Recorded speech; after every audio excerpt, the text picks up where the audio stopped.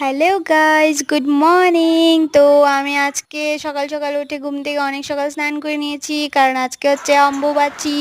তো তার জন্য আমি এখন স্নান করে রেডি হয়ে গেছি। রেডি হওয়ার পর তারপরে আমি এখন পরবো শাড়ি। ইয়ে, দেখো কেমন লাগছে আমাকে, টান টানা, কত সুন্দর লাগছে আমাকে দেখো। তারপরে আমি শাড়ি পরে একটু ঘুমটে দিলাম, আবার ঘুমটা তুলে নিলাম। দেখছি যে এরকম ভাবে ভালো লাগছে। তারপরে আমি একটু নাচানাচি করে নিলাম, কারণ আমাকে একটু সুন্দর লাগছে আমার কাছে আজকে, তার জন্য এত ঢং মনে একটু করছিলাম।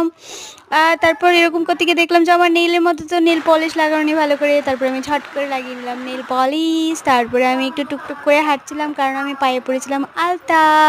আর আলতা পড়তে আমার খুব খুব খুব ভালো লাগে। তারপরে আমি আমার ঠাম্মির সঙ্গে একটু কথা বলছিলাম। ঠাম্মি বলছিল শুধু নাকি দেওয়া হয়নি, আরও নাকি দিতে হবে বেশি করে। তো আমি বললাম দেখো তুমি ভালো করে, আমি অনেকটাই দিয়েছি। তো তারপরে একটু ঠাম্মার সঙ্গে একটু দুষ্টুমি করলাম। বাস এতটুকুই ছিল আমার আজকে ছোট্ট মিনি ব্লগ। টাটা, দেখা হবে আবার পরের ভিডিওতে। Tata guys.